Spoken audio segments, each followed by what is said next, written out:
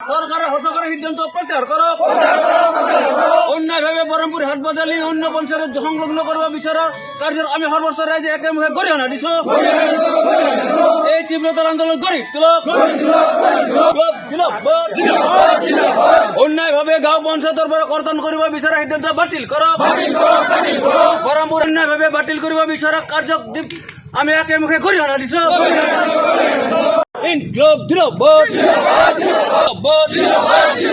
সর্বোচ্চ রাজ্যে এক হয়ে এক তীব্র গণতান্ত্রিক আন্দোলন করি তুলো। সর্বোচ্চ রাজ্যে এক হয়ে এক তীব্র গণতান্ত্রিক আন্দোলন করি তুলো।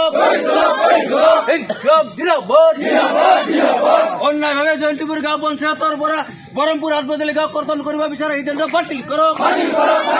যে যোৱা 17 তাৰিখে সম্পূৰ্ণ অন্ধকাৰত ৰাখি আমাৰ জয়ন্তীপুৰ গাঁও পঞ্চায়তৰ অন্তৰ্গত বহৰমপুৰ হাটবজালি যি ৰাজহ গাঁও এই ৰাজহ গাঁওখন কৰ্তন কৰি ইতিমধ্যে বুঢ়াগোহাঁই পঞ্চায়ত সংলগ্ন কৰিব বিচাৰিছে অসম চৰকাৰে।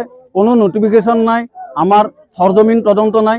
যে ভৌগোলিক দিশৰ পৰাও বুঢ়াগোহাঁই পঞ্চায়তত সংলগ্ন কৰিব বিচৰাৰ ক্ষেত্ৰত ভৌগোলিক দিশৰ পৰাও বহুত অন্তৰত প্ৰায় 3-4 কিলোমিটাৰ ব্যৱধানৰ পৰা আমাৰ গাঁওখন কৰ্তন কৰি সেই বুঢ়াগোহাঁই পঞ্চায়তত নতুনকৈ সংলগ্ন কৰিব বিচাৰিছে। এই ক্ষেত্ৰত আমি বহৰমপুৰ হাটবজালি গাঁৱৰ ৰাইজে ঐক্যবদ্ধভাৱে হিন্দু মুছলমান লগ হৈ আমি আজি প্ৰতিবাদ সাব্যস্ত কৰিছোঁ যে অনাগত সময়ত এই যি প্ৰতিবাদক তেখেতসকলে গুৰুত্ব নিদিয়ে তেনে অনিৰ্দিষ্টকাললৈকে আমি এই যে পঞ্চায়ত ভৱন এই পঞ্চায়ত কাৰ্যালয় আমি ব্লকেট কৰি ৰাখিম। এই ক্ষেত্ৰত আমি জিলা উপায়ুক্তক আমি মেমৰেণ্ডাম দিম, SDO চিভিলক আমি মেমৰেণ্ডাম দিম, BDO সাহেবক আমি মেমৰেণ্ডাম দিম। প্ৰয়োজন হ'লে SDC মহোদয়কো আমি আমাৰ অভিযোগৰ প্ৰতিলিপি প্ৰেৰণ কৰিম। গতিকে তেখেতসকলে যদি আমাৰ প্ৰতিবাদক যদি তেখেতসকলে অগ্ৰাধিকাৰ নিদিয়ে বান অধ্যুষিত অঞ্চলৰ পৰা ৰাইজে কি ধৰণে সেই পঞ্চায়তলৈ মানে কাম কাজৰ কাৰণে যাব। ইতিমধ্যে 3-4 কিলোমিটাৰ আমাৰ ডিফাৰেঞ্চ থাকে পঞ্চায়তৰ এই গাঁওখন। গতিকে এই ক্ষেত্ৰত নেশ্যনেল হাইৱে এটা আছে, এই নেশ্যনেল হাইৱে পাৰ হৈ কণ ল'ৰা ছোৱালীক লৈ কিবা সমস্যা হ'লে পঞ্চায়তলৈ কি ধৰণে গতি কৰিব। আমি লক্ষ্য ৰাখিছোঁ চৰকাৰৰ যি এই হঠকাৰী সিদ্ধান্ত এই হঠকাৰী সিদ্ধান্ত তেখেতসকলে প্ৰত্যাহাৰ কৰক আমি বিনম্ৰতাৰে অনুৰোধ জনাইছোঁ। অন্যথা আমি এই জয়ন্তীপুৰ গাঁও পঞ্চায়তৰ যি কাৰ্যালয় অনিৰ্দিষ্টকাললৈকে আমি এই ধৰণে ব্লক কৰি ৰখাৰ কাৰণে আমি সিদ্ধান্ত গ্ৰহণ কৰিছোঁ। আজি আমি চৰকাৰী কৰ্তৃপক্ষক কোনো ধৰণত সোমাব দিয়া নাই, প্ৰৱেশ কৰিবলৈ দিয়া নাই। গতিকে আমাৰ সিদ্ধান্তটো এই ধৰণে চলি থাকিব।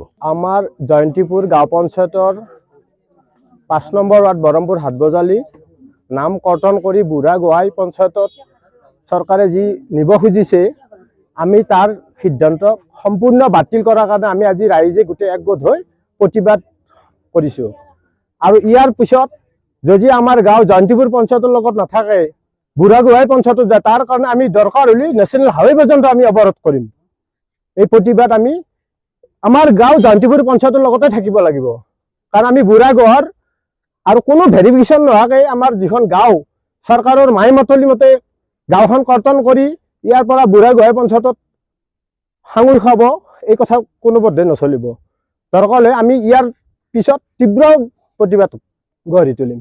আমি ইয়াতে আজি আহিছোঁ যে এনেকুৱা হৈছে বহৰমপুৰ হাটবজালিখন পঞ্চায়তখন যে কৰ্তন কৰাৰ কাৰণে আমি অভিযোগ কৰিব আহিছোঁ যে আমাৰ এই বানপীড়িত অঞ্চল আমি মহিলাবিলাকে বা সকলোৱে মিলি আমি ক'তো যাব নোৱাৰোঁ। আমাৰ ওচৰতে এই পঞ্চায়তখন আছে, তাৰ কাৰণে আমি তীব্ৰ গৰিহণা জনাইছোঁ। ঘৰত আনন্দ আৰু সম্পৰ্কৰ চমক বজাই ৰাখিবলৈ জৰুৰী হৈছে সকলো আনন্দময় মুহূৰ্তত মৰমৰ উপহাৰ দিয়াটো। সেইবাবে মধুশ্ৰী জুৱেলাৰ্ছে আনিছে সকলো ৰঙীন ক্ষণৰ বাবে বিশেষ গহনা। হীৰাৰে হওক, সোণৰে হওক বা ৰূপৰে হওক, শ্ৰেষ্ঠ ডিজাইনছ আৰু হলমাৰ্কযুক্ত গহনাই ৰাখে সম্পৰ্কক নিখুঁত। তেনেহ'লে আজিয়ে আনক আনন্দ মধুশ্ৰী জুৱেলাৰ্ছৰ সৈতে। যোগাযোগ কৰক 7028000341 নাইবা ভিজিট কৰক LNB ৰোড, নলবাৰী, অসম।